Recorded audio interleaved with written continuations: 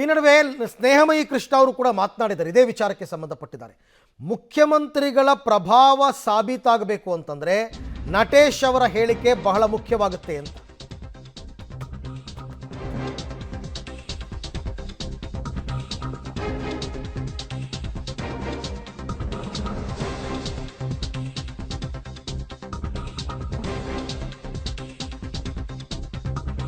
ಮುಖ್ಯಮಂತ್ರಿ ಪ್ರಭಾವ ಸಾಬೀತಾಗಬೇಕು ಅಂದರೆ ಆ ದೃಷ್ಟಿಯಿಂದ ನಟೇಶ್ ಅವರ ಹೇಳಿಕೆ ಬಹಳ ಮುಖ್ಯ.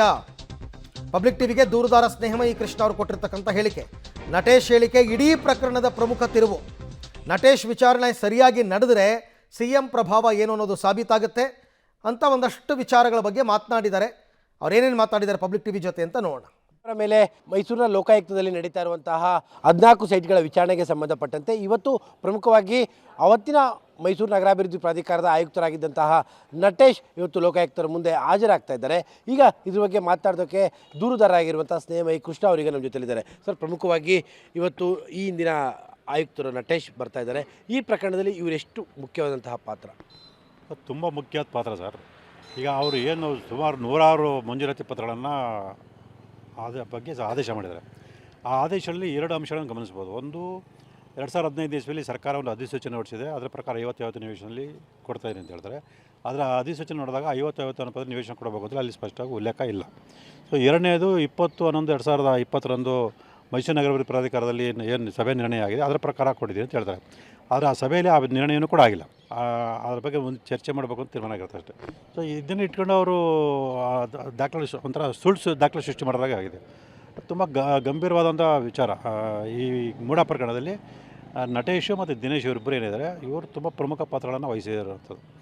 ಹಾಗಾಗಿ ಇವತ್ತು ಲೋಕಾಯುಕ್ತರು ವಿಚಾರಣೆ ಮಾಡಿ ಬಂಧಿಸ್ಬೇಕು ಅನ್ನೋ ಲೆಕ್ಕ ನೋಡಿದ್ರೆ ಸೊ ಏನು ಮಾಡ್ತಾ ಕಾದು ನೋಡಬೇಕು. ಅಲ್ಲ, ಈ ಪರ್ಟಿಕ್ಯುಲರ್ಲಿ ಮೂಢ ಓವರಾಲ್ ಹಗರಣಕ್ಕಿಂತ ಹೆಚ್ಚಾಗಿ ಸಿದ್ದರಾಮಯ್ಯನವರ ಪತ್ನಿಗೆ ಸಿಕ್ಕಂತಹ ಪ್ರಕರಣದಲ್ಲಿ ಇವರ ಹೇಳಿಕೆಗಳು ಎಷ್ಟು ಮುಖ್ಯವಾಗ್ತವೆ? ಹೌದು ಸರ್. ಈಗ 14 ನಿವೇಶನನ ಮಂಜೂರಾತಿ ಮಾಡಿರೋದೇ ಡಿ.ಪಿ. ನಟೇಶ್ ಅವರು. ಮತ್ತು ಅವರೊಂದು ಮಾಧ್ಯಮ ಖಾಸಗಿ ಮಾಧ್ಯಮದಲ್ಲಿ ಹೇಳ್ಕೊಂಡಿದ್ದಾರೆ, ನಾನು ಅವ್ರ ಮನೆಗೆ ಹೋಗಿ ಅವ್ರಿಗೆ ಒಪ್ಪಿಸಿದೆ ಅಂತ ಹೇಳ್ತಾರೆ. ಅಂದರೆ ಒಬ್ಬ ಅಧಿಕಾರಿ ಮನೆಗೆ ಹೋಗಿ ಅವರ ನಿವೇಶನದ ಬಗ್ಗೆ ಮಾತಾಡ್ತಾರೆ ಅಂತಂದರೆ ಸೊ ಪ್ರಭಾವ ಎಷ್ಟರ ಮಟ್ಟಿಗಿದೆ ಅಂತ ಗೊತ್ತಾಗುತ್ತೆ. ಸೊ ಅರ್ಜಿದಾರರು ಬಂದು ಜನಸಾಮಾನ್ಯರು ಪ್ರಾಧಿಕಾರಕ್ಕೆ ಬಂದು ಹಲವಾರು ದಿನಗಳ ಕಾಲ ಅಲ್ಲಾಡಿದ್ರು ಕೂಡ ಅವ್ರಿಗೆ ಸ್ಪಂದಿಸಲ್ಲ. ಅದು ಇವರು ಪಾರ್ವತಿಯವ್ರ ಮನೆಗೆ ಹೋಗಿ ಅವ್ರನ್ನ ಮಾತಾಡ್ಸೋಂಥದ್ದು, ಇದ್ರ ಬಗ್ಗೆ ಒಪ್ಪಿಸೋವಂಥದ್ದು ಇದೆಯಲ್ಲ. ಸೊ ಇದರಲ್ಲಿ ಸ್ಪಷ್ಟ ಗೊತ್ತಾಗುತ್ತೆ ಸಿದ್ದರಾಮಯ್ಯರ ಪ್ರಭಾವ ಇಲ್ಲಿ ಹೇಗೆ ಬೀರಿದೆ, ಅವರ ಪ್ರಭಾವದ ಮೇಲೆ ಇವರು ಹೇಗೆ ತಮ್ಮ ಕರ್ತವ್ಯ ವಿರುದ್ಧವಾಗಿ ನಡ್ಕೊಂಡಿದ್ದಾರೆ ಅಂತ ಗೊತ್ತಾಗುತ್ತೆ. ಅಲ್ಲಿಗೆ ಪ್ರಮುಖವಾಗಿ ಸಿದ್ದರಾಮಯ್ಯನವರ ಪ್ರಭಾವ ಈ ಪ್ರಕರಣದಲ್ಲಿ ಎಷ್ಟರ ಮಟ್ಟಿಗಿದೆ ಅನ್ನುವಂಥದ್ದನ್ನು ಸಾಬೀತು ಮಾಡುವಂಥ ದೃಷ್ಟಿಯಿಂದ ಈ ವಿಚಾರಣೆ ಭಾಳ ಮುಖ್ಯ. ಹೌದು ಸರ್. ಈಗ 100 ಜನ ಭೂ ಮಾಲೀಕರು ಅರ್ಜಿಯನ್ನು ಸಲ್ಲಿಸಿ ಅವ್ರ ಪ್ರಾಧಿಕಾರಕ್ಕೆ ಅಲ್ದಾಡೋಂಥ ಸಂದರ್ಭದಲ್ಲಿ ಇವರು ಪಾರ್ವತಿಯವ್ರ ಮನೆಗೆ ಹೋಗಿ ಅವ್ರನ್ನ ಮಾತಾಡ್ಸೋದಂತಾಗಲಿ ಒಪ್ಸೋದಂತಾಗಲಿ ಇಲ್ಲವೇ ಇಲ್ಲ. ಕಾನೂನು ಪ್ರಕಾರ ಅಲ್ಲಿ ಸ್ಪಷ್ಟವಾಗಿರುತ್ತೆ. ಅವ್ರಿಗೆ ನಿಜವಾಗ್ಲೂ ಕೂಡ ಅವ್ರದ್ದೇ ಜಮೀನಾಗಿರು ಕೂಡ 60-40 ನಿವೇಶನ ಕೊಡಬೇಕಾಗಿಷ್ಟ ಹೊರತು 50-50 ನಿವೇಶನ ಕೊಡೋಕ್ಕೆ ಬರಲ್ಲ. ಹಾಗಾಗಿ ಅವ್ರ ಮನೆಗೆ ಹೋಗಿ ಅವ್ರನ್ನ ಒಪ್ಸೋವಂಥದ್ದು ಇಲ್ಲವೇ ಇಲ್ಲ. ಇದೆಲ್ಲ ಗಮನಿಸಿದಾಗ ಅದು ಸ್ಪಷ್ಟ ಗೊತ್ತಾಗುತ್ತೆ ನಾನು ಏನು ಆರೋಪ ಮಾಡಿದ್ರೆ ನಿಜ ಅಂತೇಳಿ. ಅಲ್ಲಿಗೆ ಓವರಾಲ್ ಆಗಿ ಸಿದ್ದರಾಮಯ್ಯನವರ ಪ್ರಭಾವವನ್ನು ಪ್ರೂವ್ ಮಾಡುವಂಥ ದೃಷ್ಟಿಯಿಂದ ಇವತ್ತು ನಟೇಶ್ ಅವರು ಕೊಡುವಂಥ ಹೇಳಿಕೆ ಭಾಳ ಇಂಪಾರ್ಟೆಂಟ್, ಪ್ರಮುಖ. ಹೌದು, ನಿಜ ಪ್ರಮುಖ ಆಗುತ್ತೆ ಸರ್. ಯಾಕೆಂತ ಹೇಳಿದ್ರೆ ನಾನು ಏನು ಆರೋಪ ಮಾಡಿದ್ದೀನಿ ಅದಕ್ಕೆ ಪೂರ್ವಕವಾಗಿ ಬಲವಾದ ಸಾಕ್ಷಿಗಳನ್ನು ನುಡಿಬೇಕಾಗಿದ್ದೆ ನಟೇಶ್ ಅವರು. ಹಾಗಾಗಿ ಇವತ್ತೊಂದು ವಿಚಾರಣೆ ಸಿದ್ದರಾಮಯ್ಯ ಆರೋಪಕ್ಕೆ ಸಂಬಂಧಪಟ್ಟಾಗ ಒಂದು ಪ್ರಮುಖ ಆಗುತ್ತೆ. ಯಾಕೆಂದರೆ ಇಷ್ಟು ದಿನಗಳ ಕಾಲ ನಡೆದಂಥ ವಿಚಾರಣೆ ಅದು 2004 ಜಮೀನು ಹೇಗೆ ಬಂತು, ಯಾರ್ಯಾರಿಗೆ ಯಾವ ಥರ ಅಡ್ವಾನ್ಸ್ ಆಯಿತು ಅನ್ನೋವಂಥದ್ದು. ಪರ್ಟಿಕ್ಯುಲರ್ಲಿ ಇವತ್ತಿನ ವಿಚಾರಣೆ ನಟೇಶ್ ಅವ್ರ ವಿಚಾರಣೆ, ಯಾಕೆಂದರೆ ಇವ್ರ ಟೈಮಲ್ಲೇ ಟ್ರಾನ್ಸ್ಫರ್ ಆಗೋದು. ಮೂಲ ಆರೋಪ ಇರುವಂಥದ್ದು ಸಿದ್ದರಾಮಯ್ಯನವರ ಪ್ರಭಾವ ಇದೆಯೋ ಇಲ್ಲೋ ಅನ್ನುವಂಥದ್ದು. ಭಾಳಷ್ಟು ಜನ ಕೇಳುವಂಥದ್ದು ಸಿದ್ದರಾಮಯ್ಯನವರ ಪ್ರಭಾವಕ್ಕೆ ಸಾಕ್ಷಿ ಎಲ್ಲಿದೆ ಅಂತ. ಹಾಗಾಗಿ ಆ ಪ್ರಶ್ನೆಗೆ ಇವತ್ತಿನ ಹೇಳಿಕೆ ಉತ್ತರ ಆಗ್ಬೋದು. ಹೌದು ಸರ್, ಖಂಡಿತವಾಗಲ್ಲ ಸರ್. ಈಗಾಗಲೇ ಹೇಳಿದಾಗೆ ಅವರು ಅರ್ಜಿ 60-40 ನಿವೇಶನ ಕೊಡ್ತೀನಿ ಅಂತ ಹೇಳಿದ್ರೆ ಅದನ್ನು ಕೂಡ ತಿರಸ್ಕಾರ ಮಾಡ್ತಾರೆ. ಆದರೆ ಕಾನೂನು ಪ್ರಕಾರ ಅವರಿಗೆ 60-42 ನಿವೇಶನ ಮಾತ್ರ ಕೊಡಬೇಕಾಗುತ್ತೆ. ಸೊ ಇದನ್ನೆಲ್ಲ ಹೊರತುಪಡಿಸಿ ಮತ್ತು ಸ್ವತಃ ಅರ್ಜಿದಾರರ ಪಾರ್ವತಿಯವರು ಪ್ರಾಧಿಕಾರಕ್ಕೆ ಬಹುಶಃ ಒಂದು ದಿವಸ ಕೂಡ ಅವ್ರು ಭೇಟಿ ಕೊಟ್ಟಿಲ್ಲ ಅನಿಸುತ್ತೆ. ಆದರೂ ಕೂಡ ಇವರು ಅವ್ರ ಮನೆಗೆ ಹೋಗಿ ಮಾತಾಡೋಂಥದ್ದಿದೆಯಲ್ಲ ಅದು ಭಾಳ ಗಂಭೀರವಾದಂಥ ವಿಚಾರ ಆಗಿರ್ತದೆ ಮತ್ತು ಪ್ರಮುಖ ಸಾಕ್ಷಿ ಆಗಿರ್ತದೆ. ಮತ್ತು ಎಲ್ಲದಕ್ಕಿಂತ ಮುಖ್ಯವಾಗಿ ಇವತ್ತು ತನಿಖಾಧಿಕಾರಿಗೂ ಅವರು ಒಂದು ಸ್ಪಷ್ಟೀಕರಣ ಕೊಡಬೇಕು. ಏನು ಅಂತ ಹೇಳಿದ್ರೆ, ಏನು ಮಂಜೂರಾತಿ ಪತ್ರದಲ್ಲಿ ಸರ್ಕಾರದ ಆದೇಶನ ಉಲ್ಲೇಖ ಮಾಡಿದ್ದಾರೆ, ಅಧಿಸೂಚನೆನ, ಅದರಲ್ಲಿ 50-50 ಅನುಪಾತ ನಿವೇಶನ ಕೊಡೋದಕ್ಕೆ ತಿಳಿಸಿದೆಯಾ ಅನ್ನೋದ್ರ ಬಗ್ಗೆ ಒಂದು ಕೊಡಬೇಕು. ಮತ್ತು ಇನ್ನೊಂದು 20/11/2020 ಏನು ನಗರ ಪಾಲಿಕೆ ಸಭೆ, ನಗರಾಭಿವೃದ್ಧಿ ಪ್ರಾಧಿಕಾರ ಸಭೆ ನಡೆದಿದೆ.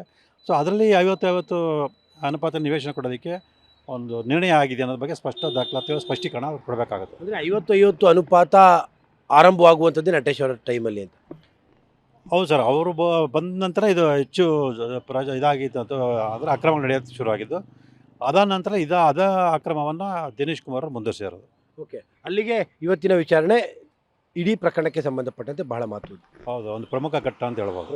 ಹೌದು, ಯಾಕೆ ಅಂತ ಹೇಳಿದ್ರೆ ಈಗಾಗಲೇ ಹೇಳಿದಂಗೆ 100 ನಿವೇಶನಗಳಿಗೆ ಸಂಬಂಧಪಟ್ಟಾಗೆ 100 ಸುಳ್ಳು ಮಂಜೂರಾತಿ ಪತ್ರ ಸೃಷ್ಟಿ ಮಾಡಿ 100 ಕೋಟಿ ಬೆಲೆ ಬಾಳುವಂಥ ಮೈಸೂರು ನಗರಾಭಿವೃದ್ಧಿ ಪ್ರಾಧಿಕಾರ ಆಸ್ತಿಯನ್ನು ಬೇರೆಯವರಿಗೆ ಇವರು ಹಸ್ತಾಂತರ ಮಾಡಿರೋಂಥದ್ದು ತುಂಬ ಗಂಭೀರವಾಗಿ ವಿಚಾರ ಇರೋದು. ಇವತ್ತಿನ ವಿಚಾರಣೆ ಅಷ್ಟೇ ಗಂಭೀರವಾಗಿದೆ. ಅಂದರೆ ಡಿ ಬಿ ನಟೇಶ್ ಏನಿದೆ, ಈ ಹಿಂದಿನ ಆಯುಕ್ತರಾಗಿದ್ದಂತಹ ಡಿ ಬಿ ನಟೇಶ್ ಏನಿದ್ದಾರೆ, ಅವರ ಸಂದರ್ಭದಲ್ಲೇ ಪಾರ್ವತಿ ಸಿದ್ದರಾಮಯ್ಯನವರಿಗೆ 14 ಸೈಟ್ಗಳು ಮಂಜೂರಾಗುವಂಥದ್ದು. ಹಾಗಾಗಿ ಈಗ ಒಟ್ಟಾರೆ ಇರುವಂಥದ್ದೇನು ಅಂದರೆ, ಸಿದ್ದರಾಮಯ್ಯನವರ ಪಾತ್ರ ಏನಿದೆ ಇಡೀ ಪ್ರಕರಣದಲ್ಲಿ ಅಂತ ಭಾಳಷ್ಟು ಜನ ಹೇಳುವಂಥದ್ದು, ಸಿದ್ದರಾಮಯ್ಯನವ್ರಿಗೆ ಎಲ್ಲಿದೆ ಸಾಕ್ಷಿ ಅಂತ ಭಾಳಷ್ಟು ಜನ ಕೇಳ್ತಾ ಇದ್ದಾರೆ. ಹಾಗಾಗಿ ಇವತ್ತಿನ ಏನು ಡಿ ಬಿ ನಟೇಶ್ ಅವರ ವಿಚಾರಣೆ ಏನಿದೆ, ಆ ವಿಚಾರಣೆಯಲ್ಲಿ ಸಿದ್ದರಾಮಯ್ಯನವರ ಪಾತ್ರ ಇದರ ಪ್ರಮುಖವಾಗಿ ಈ ವಿಚಾರದಲ್ಲಿ ಏನೇನಿದೆ ಅನ್ನುವಂಥದ್ದನ್ನು ಸಾಬೀತುಪಡಿಸುವಂಥ ದೃಷ್ಟಿಯಿಂದ, ಅಥವಾ ಅದು ಇಲ್ವಾ ಅನ್ನುವಂಥದ್ದನ್ನು ಹೇಳುವಂತಹ ದೃಷ್ಟಿಯಿಂದಲೂ ಕೂಡ ಇವತ್ತಿನ ವಿಚಾರಣೆ ಮಹತ್ತರಪೂರ್ಣವಾದಂಥದ್ದು ಎನ್ನುವಂಥದ್ದು ದೂರುದಾರ ಸ್ನೇಹಮಯ ಕೃಷ್ಣ ಅವರ ಮಾತು. ಕ್ಯಾಮ್ರಾ ಪರ್ಸನ್ ಕಾರ್ತಿಕ್ ಜೊತೆ KP Nagaraj, public TV, Mysuru.